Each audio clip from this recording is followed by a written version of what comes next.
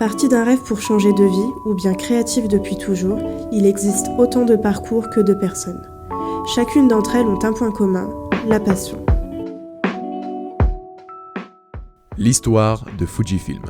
Fujifilm, c'est d'abord une entreprise de chimie qui voit le jour en 1934 au pied du mont Fuji à une centaine de kilomètres au sud-ouest de Tokyo. On retrouve cette montagne sur le tout premier logo de la marque.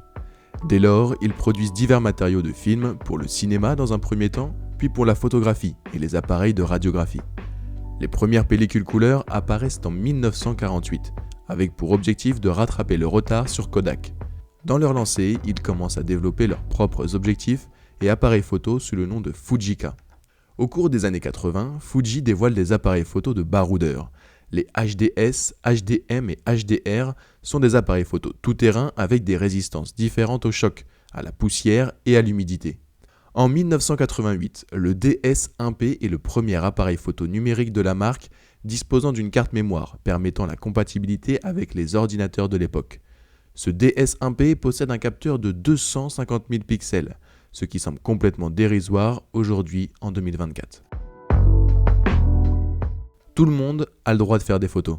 C'est sous cette devise que la marque japonaise va s'intéresser un peu plus au grand public en proposant des appareils photo jetables.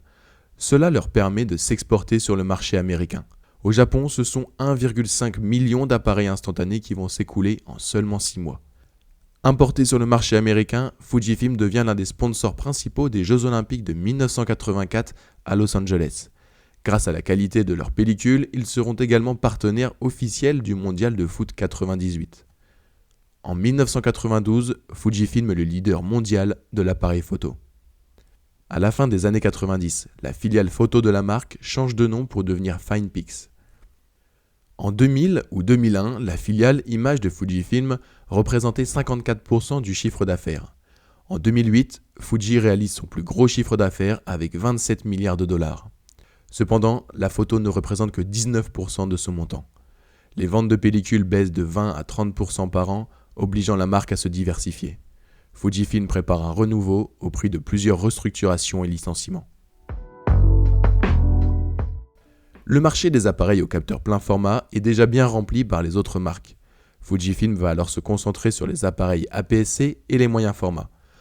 On peut notamment présenter le X100, sorti en 2011, un appareil APS-C avec le premier double viseur. Le X Pro 1, sorti en 2012 avec le capteur X-Trans avec un fonctionnement différent de la matrice de Bayer, permettant notamment d'éviter l'effet de moirage. Au fil des années et des appareils photo, la marque se développe et dévoile en 2019 le GFX100, un appareil moyen format au capteur de 100 millions de pixels, bien loin de l'époque du DS1P et ses 250 000 pixels. Il faut néanmoins débourser 11 000 € pour s'offrir un tel appareil. À l'extrême opposé, la marque n'a jamais cessé de proposer des appareils photo instantanés. Les Instax font le bonheur de millions de personnes souhaitant un rendu immédiat. Fujifilm est à ce jour le numéro 1 de la photo instantanée sur l'ensemble des continents. Fujifilm est la 4e entreprise avec 5,6% de part des ventes de matériel photo, derrière Nikon et juste devant Panasonic.